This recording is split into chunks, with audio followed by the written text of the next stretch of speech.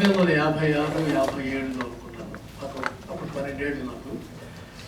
ఆంధ్రపత్రిక, ఆంధ్ర సచిత్ర వారపత్రికలో బుడుగు serial మొదలైంది. గుంటూరులో మా ఇంటి దగ్గరే ఒక కిల్లి కొట్టు ఉండేది. అక్కడ శుక్రవారం అనుకుంటాను రాత్రిపూట వచ్చేది ఆంధ్రపత్రిక. రాగానే వెళ్ళి చాలా లైన్లు ఉండేవి దానికోసం అని చెప్పి వెళ్ళి తీసుకొస్తే మా ఇంట్లో కొనేవాళ్ళం.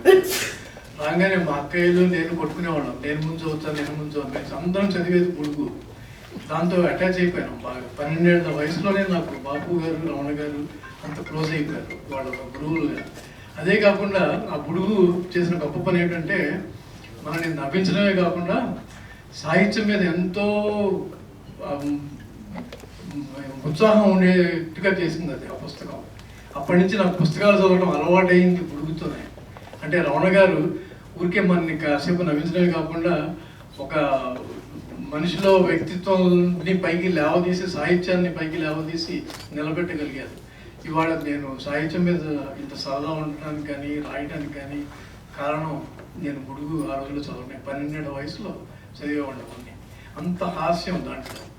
అదే రకంగా తర్వాత ఎన్నో పుస్తకాలు ఆయన రాసిన అన్ని చదివాను. రాజకీయ భేదాల పంచ వింశతిగా, విక్రమార్కుడి మార్కు సింహాసనం, రుణానంద లహరి, జనతా ఎక్స్ప్రెస్, 2 అమ్మాయిలు 3 అబ్బాయిలు, ఎన్నో ఉన్నాయి. అదే కాకుండా ఆయన చేసిన ఇంకొక గొప్ప పని ఏంటంటే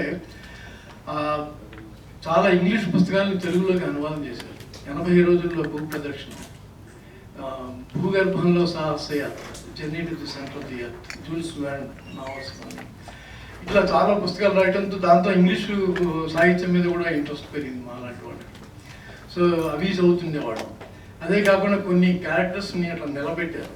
అంటే ఇప్పుడు మొక్కపాటి నరసింహశాస్త్రి గారు, బారిస్టర్ పార్వతీశం, లేకపోతే గురజాడ అప్పారావు గారికి ఈసం లాగానే ఈయనకి వాళ్ళందరూ ఒక్కొక్క క్యారెక్టర్ని నిలబెడితే పాత్రని ఈయనకి ఎన్నున్నాయో, బుడుగు, శ్రీగానపేశ్వరంబ, పక్కింటి పిన్ని గారు, దాని మొగుడు, తర్వాత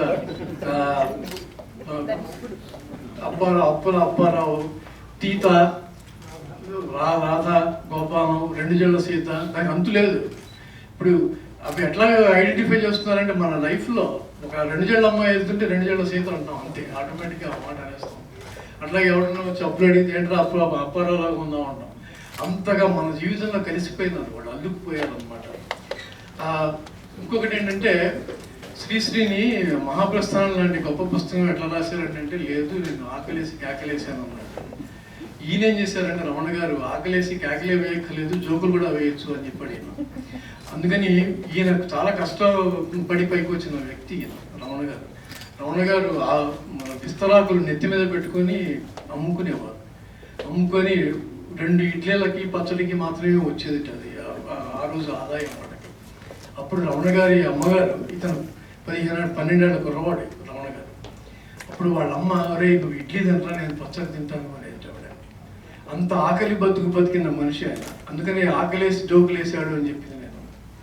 ఇటువంటి వ్యక్తుల తరంలో మనం పుట్టడం నిజంగా మన అదృష్టం. ఇందాక మేము కారులో వచ్చినప్పుడు అనుకున్నాం అనమాట. చాలామంది కొత్త తరం వాడికి తెలియదు వీళ్ళందరూ ఎవరో.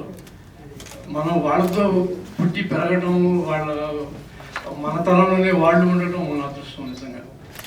కొన్ని జోక్స్ చెప్తాను, అంటే అంత సీరియస్ టాపిక్ కాదు ఇది, కొంచెం జోక్స్ కూడా వాళ్ళకి చెప్దాం అనుకుంటాను అనమాట.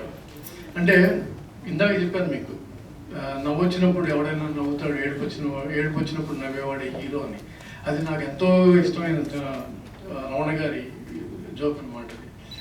తర్వాత కొన్ని ఉంటాయి, వీళ్ళు కొన్ని కార్టూన్లు కూడా 2 అంటే బుడుగులో అయితే కొన్ని ఉన్నాయి. ఈ ప్రైవేట్ మాస్టర్లకి కొంచెం ట్రైనింగ్ ఇవ్వాలంటాడు బుడుగు. ఎందుకంటే ఒక ప్రైవేట్ మాస్టర్ వచ్చి చెవి మళ్ళీ పెట్టేప్పుడు కుడివైపు తిప్పుతాడట, 2వ వాడు ఎడమవైపు తిప్పుతాడట. వీళ్ళకి ఒక పద్ధతి పాడు ఏం లేదు, ట్రైనింగ్ ఇవ్వాలంటాడు బుడుగు. సో ఇట్లా మొదలవుతుంది హాస్యం. వాళ్ళది ఏముండదు దాంట్లో, కానీ చాలా చక్కగా ఉంటాయి అవి. ఇంకొకటి ఏంటంటే బుడి అంటాడు, వాళ్ళ ట్రైన్లో వెళ్తుంటే ఆడవాళ్ళ కంపార్ట్మెంట్లో బుడుగు వాళ్ళ అమ్మ కూర్చొని ఉంటారు. వాళ్ళ నాన్నేమో ప్రతి స్టేషన్లో ఆగినప్పుడల్లా వస్తుంటాడు. వచ్చినప్పుడల్లా ఆయన అనుకుంటాడు అనమాట, రై నీ పెళ్ళాన్ని నేను రక్షిస్తాలే, నువ్వు మాటి మాటికి రావద్దు అని వాళ్ళ నాన్నతో అంటాడు. తర్వాత మా అమ్మని నాన్న పిల్ల అంటే నవ్వుతుంది, నేను పిల్ల అని పిలిస్తే చీ అదొక అంటుంది అంటాడు బుడుగు. ఇంకొకసారి ఏమంటాడంటే వాళ్ళ నాన్న దగ్గరికి వెళ్ళి బుడుగు అంటాడు, మీ ఆవిడ నాతో మళ్ళీ పోట్లాడి పెట్టుకుంది వాళ్ళ. అట్లాగే రోడ్డు మీద వెతుకుతుంటాడు, ఏందమ్మా ఎతుకుతున్నావు అంటాడు ఒక పెద్ద ఆయన వచ్చి. అంటే బుడుగు అంటాడు, ఎద్దులాగా ఉన్నావు, సరిగ్గా మాట్లాడలేవా. నాకు బాగా నచ్చిన కార్టూన్ ఏంటంటే ఒక అమ్మాయి, అందమైన అమ్మాయి, పాప బొమ్మ అంటేనే అందమైన అమ్మాయి, బస్ స్టాప్లో నుంచొని ఉంటుంది వయ్యారంగా. వాడేమో ఒక అతను అటు చూసుకుంటూ వస్తుంటే కింద జనం పడి ఉంటారు ఆల్రెడీ.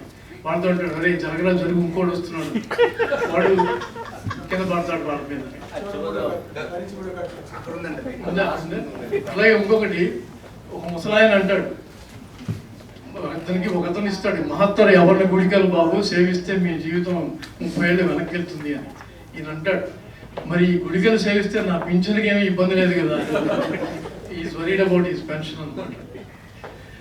ఒకసారి ఒక నది మీద ఒక సన్యాసి గారు నడిచి వెళ్తుంటాడు, నది మీద. వీడు అంటాడు, అరే అటు చూడు, ఆయన సన్యాసి గారు నీళ్ళ మీద నడిచి వెళ్తున్నాడు అని. అంటే ఈయన అంటాడు, పోనీ పాపం ఆయన ఈత రాదేమో రా. అట్లాగే అన్నారాములో ఒక డైలాగ్ ఉంది మన అప్పారావుకి, అంటే రాజబాబుకి. వాడు సూర్యకాంతం దగ్గరికి వెళ్ళి అప్పిస్తావా అవిస్తావా అంటాడు. అప్పివ్వను అంటే అరవిమ్మంటాడు, అరవివ్వను అంటే అప్పిమ్మంటాడు. అట్లాగే ఒక ఆయన చౌరం చేయించుకుంటుంటాడు, పెద్ద జుట్టు గిట్టు బాగా ఉంటుంది. మంగళతంతో చెప్తాడు అనమాట, రే చూసి కత్తిరై చెవిలో బీడీ ఉందని. అట్లాగే ఇంకొక ముసలాయన, ఆయనకి ఒకటే వెంట్రుక, ఇట్లా పైకి పట్టుకొని బార్బర్ అడుగుతాడు, లాంగా షార్ట్. ఇవన్నీ బాబు గారు రావణ గారు హాస్యం ఎక్కడి నుంచి వచ్చిందో, ఈయన దగ్గర నుంచి ఆయన దగ్గరికి వెళ్ళిందో, ఆయన దగ్గర నుంచి ఈయన దగ్గరికి వెళ్ళిందో కానీ ఇద్దరు కలిసి చేసేది అనమాట. ఇంకొకటి ఏంటంటే, ఒక ఆయన రోడ్డు మీద కలుస్తాడు వాడు ఫ్రెండ్ని, ఎలా పెళ్లిగిళ్ళి అయిందా, వంట గింట అనగానే పెళ్లిగిళ్ళి అయింది, వంట గింట కూడా నేనే. ఇంకొక అతను వస్తాడు, ఎదురు పెడితే, ఈ మధ్య ఎవరో పోయారని విన్నానయ్యా, నువ్వా మీ అన్నయ్య అని అడుగుతాడు. అడిగితే వాడేమంటాడు తెలుసా, నేనేనండి. అలాగే అక్కడ కార్టూన్ కూడా ఒకటి ఉంది, లావాట ఆవిడ నుంచొని ఉంటుంది, ఏదో పుస్తకం చదువుతుంటుంది. వాళ్ళ ఆయన పొట్టిగా చిన్నగా సన్నగా ఉంటాడు. ఆయనేమో చీపుడుతో అన్ని చిమ్మి ఆవిడ చీర కిందకి నెట్టేస్తుంటాడు. ఆవిడ అంటుంటుంది, చూస్తున్నా చూస్తున్నా అని. అది చక్కటి కార్టూన్, అది ఇక్కడ వెనకాల ఉంది, చూశాను అది. వీళ్ళు బాపు రమణలకి సామాజిక స్పృహ లేదు అంటారు, కానీ బాపు గారు ఒక బ్రహ్మాండమైన కార్టూన్ వేశాడు. అది సామాజిక స్పృహనని ఏమన్నానంటే కళ్ళు తిరిగిపోతాయి చూస్తే.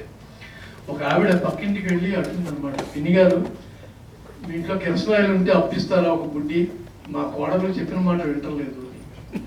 అది హాస్యం ఉంది దాంట్లో, కానీ అది చాలా సామాన్యంగా జరుగుతున్న వ్యవహారం. అది అప్పుడే కాదు, ఇప్పుడు కూడా జరుగుతున్న వ్యవహారం అది, కోడలని తేలపడటం. సో దాని మీద బాబు గారి స్పందన అదనమాట. అట్లాగే ముగిస్తాను, మీరు గంట కొట్టే లోపల ముగించేస్తాను. చివరి సెంటెన్స్ నేను రాసుకున్నది ఏంటంటే, బాపు రమణలు ఏకోదరులు కాదు, జోకోదరులు అని. ఇంకొకటి ఏంటంటే, లాస్ట్లో సినిమాకి వెళ్తారు, ఒక ఆయన సినిమాకి వెళ్తే అంత అవకతవకగా ఉంటుంది ఆ సినిమా అంతా.